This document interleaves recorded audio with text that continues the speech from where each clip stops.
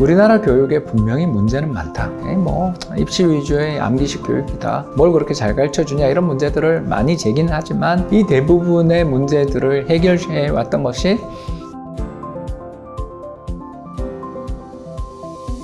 안녕하세요. 이코노미스트 홍춘석입니다. 최근 제가 한국경제 시리즈를 좀 이렇게 여러 편 찍었는데 특히 인구가 감소하고 노령화가 진행된다 하더라도 그게 5년에서 10년 정도는 우리 경제의 성장에 큰 문제는 되지 않을 거다라는 이야기를 듣고서 질문들이 여러 군데서 오는데 가장 대표적인 질문들은 내수 경기가 지옥을 가게 되는데 그게 우리 경제랑 상관이 없다는 게 말이 되냐라는 식으로 이야기하시는 분들이 있는데 이해는 합니다. 그런 감정을 가지는 것은 저는 이해합니다만 우리나라 경제가 가지고 있는 그 만성적인 구조를 제가 설명을 드리면 전체 GDP에서 차지하는 민간 소비의 비중이 계속 줄고 있는 나라라는 것은 부인할 수 없는 사실이고 또 이것이 우리 경제에 막대한 경상 흑자로 연결되고 있다는 것도 몇 번 말씀을 드렸던 것 같아요. 즉 소비가 부족하고 대신 저축을 많이 하다 보니까 그 저축만큼 기업들의 투자가 따르지 못하면 차익이 남죠.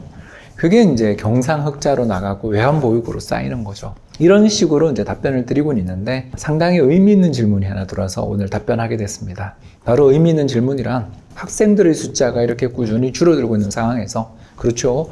제가 대학 가던 시절 100만 명 정도가 학력고사를 쳤고 최근에 수능 시험의 응시자 숫자가 줄어들고 있다는 뉴스들을 보게 됩니다.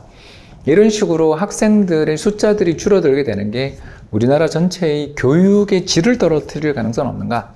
다시 말해서 수출 기업들에게 인재를 공급해주는 능력이 부족해지는 것은 아닙니까? 라는 질문을 주셨는데 이 질문에 대해서도 역시 저는 5년에서 10년 정도는 저는 그렇게 걱정하지 않는다라는 그런 제한적인 답변을 드릴 수밖에 없는 것 같아요.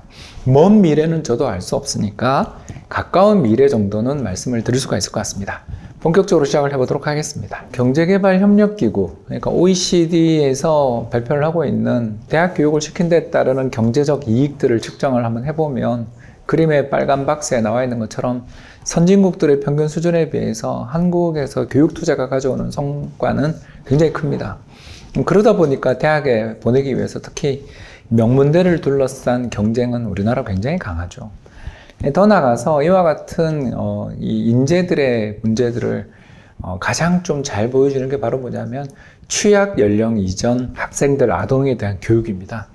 이 지금 그림에 나와 있는 것처럼 초등 입학 전에 이루어지는 교육이 학생들의 미래의 교육 능력 또는 성장 능력 또는 지적 능력을 결정한다라는 그런 연구들이 굉장히 많이 나오고 지금 이거는 이코노미스트의 기사를 보여주고 있습니다. 가장 핵심적인 내용들을 잠깐 설명드리자면 아이들의 학습 능력은 초등학교 입학하기 전에 이미 결정된다라는 그런 연구들이 최근에 엄청나게 나오고 있습니다. 특히 1960년대와 70년대부터 지금까지 한 사람들의 생애를 쭉 장기적으로 추적한 조사들의 연구 결과에 따르면 유치원도 공교육화해야 된다라는 그런 주장들이 굉장히 많이 나오고 있죠. 자, 그런데 이거 보시면 알겠지만 만 3세 이하 아동 교육 참여율을 살펴보시면 우리나라가 세계 1위입니다.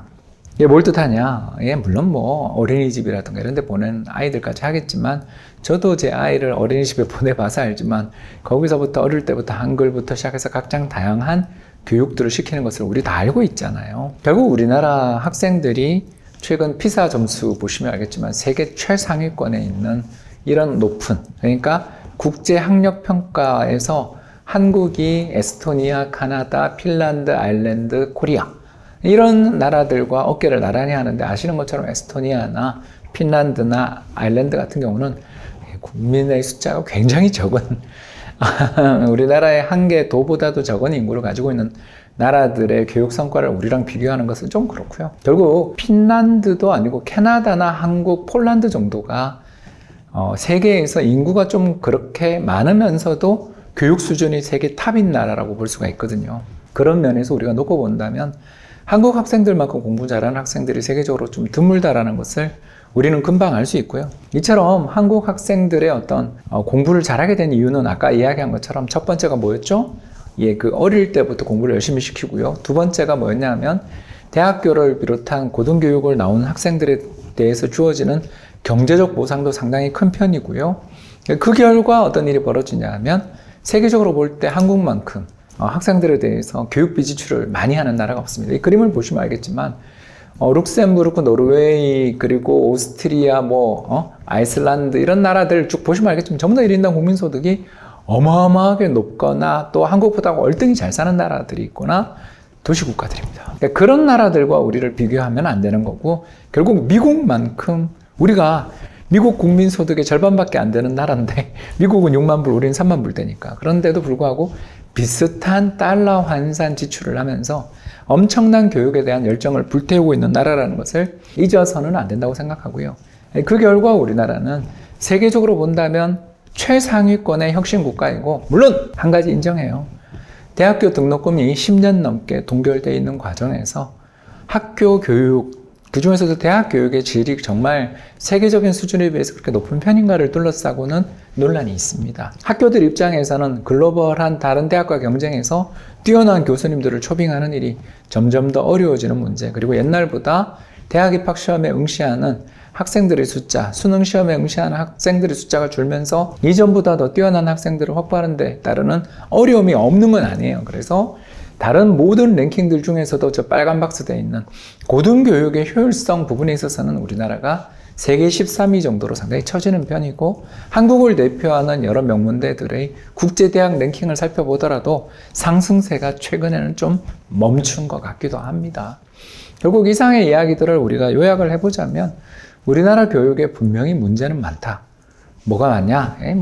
입시 위주의 암기식 교육이다 부터 시작해서 우리나라 대학들이 정말 뭘 그렇게 잘 가르쳐주냐, 이런 문제들을 많이 제기는 하지만 이 대부분의 문제들을 해결해 왔던 것이 민간 가정에서 이루어지는 강력한 교육열, 그리고 특히 취학 전 아동부터 시작돼서 길게 이어지는 엄청난 교육비의 지출, 이런 열정들이 또 상대적으로 높은 임금이나 소득으로 보상받는 사회의 구조, 이게 높은 피사 점수로 연결되며 이 높은 피사 점수가 다시 우리나라의 경제 성장에 상당한 기여를 해왔다는 것은 부인할 수 없는 사실이고, 이 모든 기반이 한 방에 무너졌다라고 말하기는 아직은 어려운 거 아닌가. 따라서 5년에서 10년 정도의 세월을 놓고 보면 한국의 교육 수준, 한국에서 배출되는 노동력들의 질적인 수준의 급격한 저하를 이야기하기는 좀 너무 과한 거 아닌가, 요 정도 생각하고 있습니다. 지금까지 경청해 주셔서 대단히 감사합니다.